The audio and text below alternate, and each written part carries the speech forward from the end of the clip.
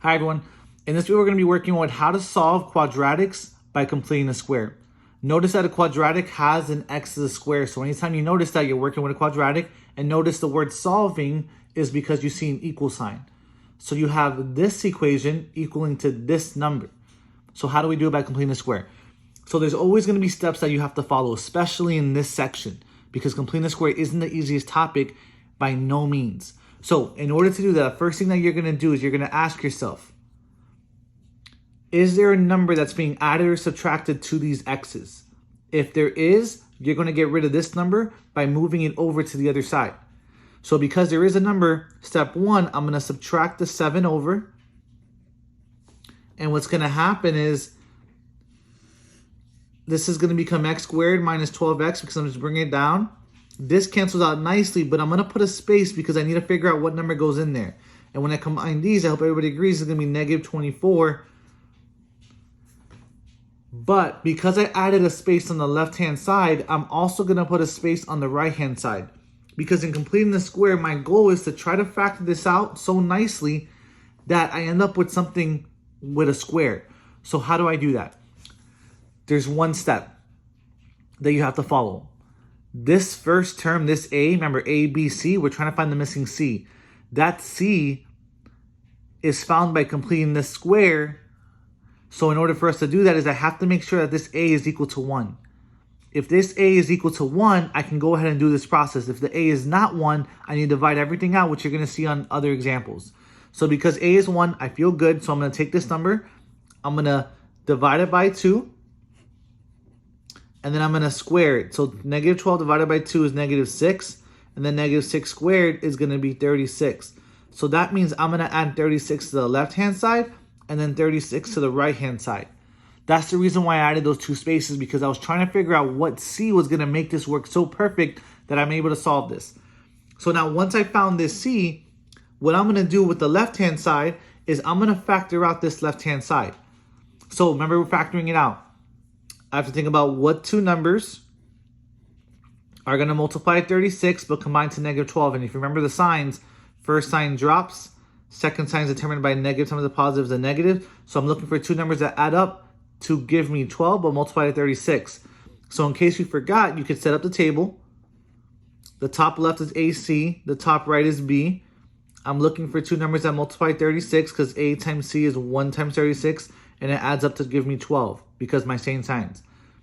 So if you do this fast, you know that 6 and 6 are the two numbers that are going to work out. So I'm going to put 6 in the first space, 6 in the second space.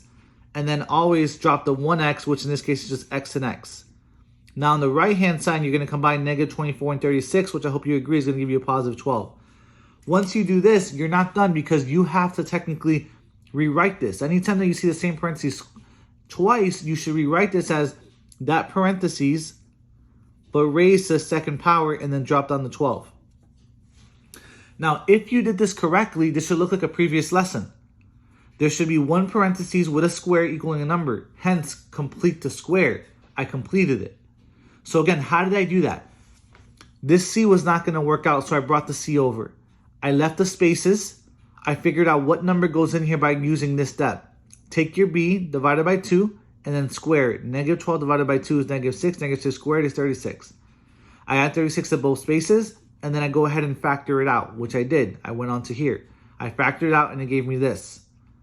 Now, I wish I was done, but this is going to go back to a previous lesson. How do I solve this? So in order to solve it, what I'm going to do is I'm going to take that square.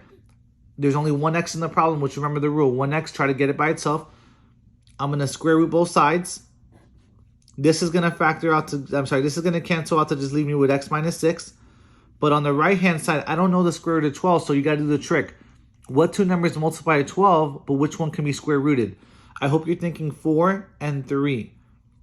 4 times 3 is 12. 4 can be square rooted to give you 2, and then 3 can't, so it stays in the inside as square root of 3. Now, I wish I was done, but if you remember correctly from my previous lesson, anytime that you take the square root of both sides, you have to include a plus or minus. Now, again, I wish I was done, but I'm not. X is not by itself. So my last step is I'm going to add 6 to both sides. This 6 is going to cancel out. This is going to give me x equals. I can't add these because they're different terms. So I'm going to put 6 in the front, plus or minus 2, square root 3. And that is my final answer. Now we move on to example 2. In example 2, follow the same steps you did for example 1. The first step is, since we're completing the square, I want to make sure that I get rid of this c to the other side. Because the plus 8 is on the left side, I'm going to move it over to the right-hand side. So when I do that, I'm going to subtract 8 to both sides. Don't forget to bring down the negative because sometimes we'll lose it by accident. Because I move this over, make sure you put the space because we're going to figure out what number goes there. And this becomes negative 14 plus the space. Why do I add the space to both sides? I'm trying to figure out what number is going to go there. What's that perfect C? But there's a problem. Remember we said make sure A is 1.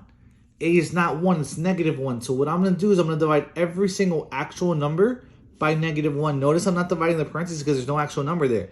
So when I divide that, this gives me positive x squared minus 10x plus space is equal to 14 plus space. So now I'm ready. I got to figure out what goes in that number. What's that perfect C? So to do that, remember the formula. You take your B, you divide it by 2, and then you square it. So this is going to be negative 10 divided by 2, and then I square it. And it's going to be negative 5 squared, which I hope everybody agrees, it's going to be 25. So what I'm going to do is I'm going to add 25 to the left side and then 25 to the right-hand side. Now, once I do that, this is the part where I feel good. I have to work on the left side by factoring it out and then work on the right side by just combining it.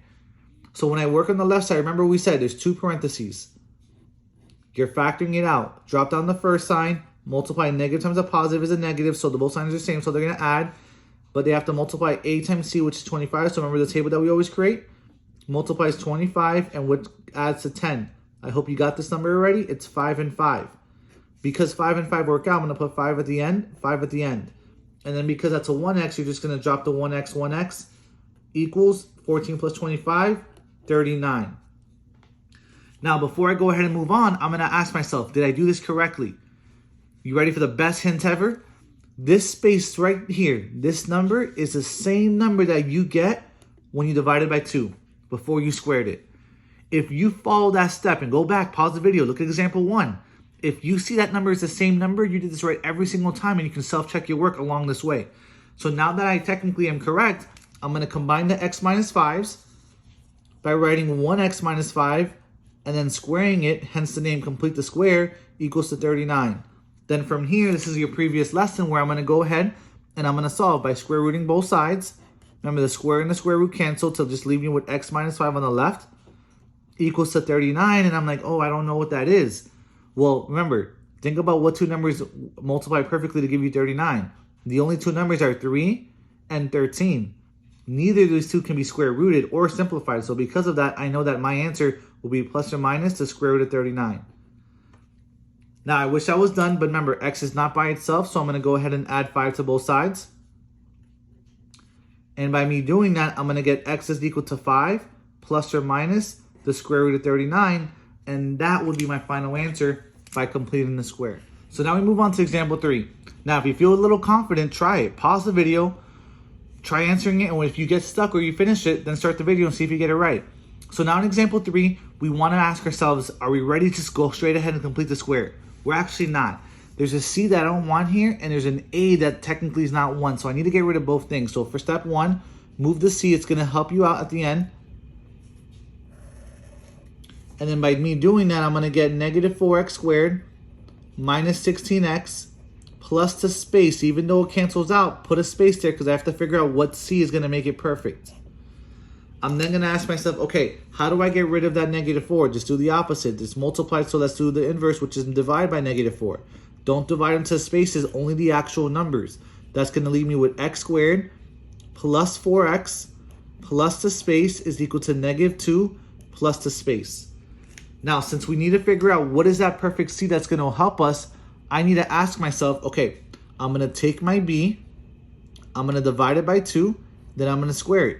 So my B is 4, so 4 divided by 2, square it, is going to be 2 squared, which gives me 4. So I'm going to add 4 to the left, and I'm going to add 4 to the right.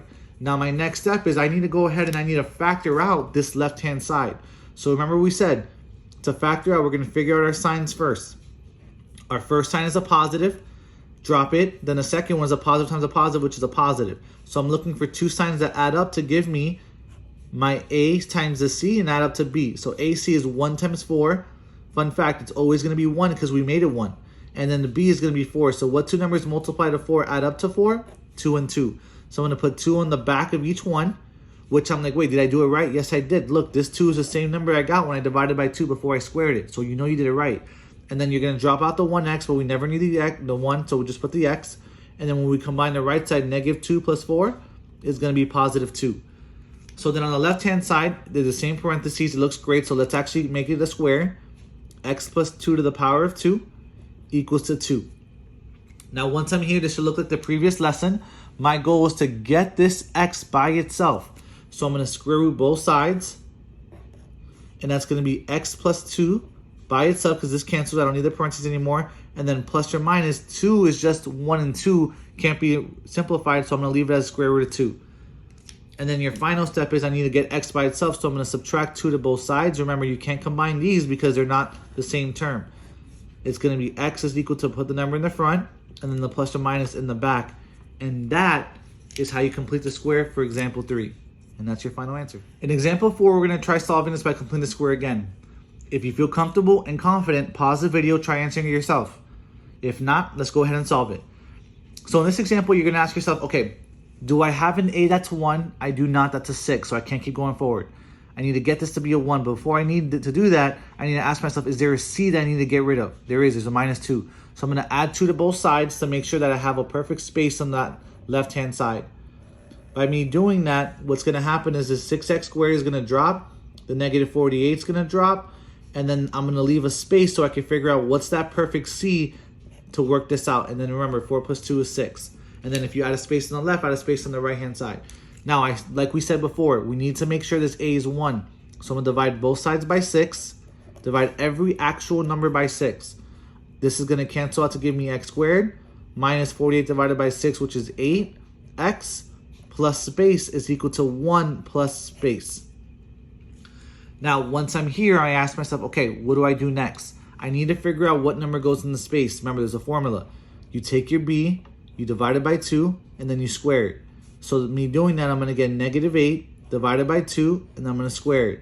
That's going to be negative 4 squared, which I hope everybody agrees, you're going to get positive 16. So I'm going to put 16 on the left, 16 on the right. By me doing that, I now have the right ABC so I could factor it out. So drop your first sign in the first parentheses, and then multiply negative times a positive to be a negative.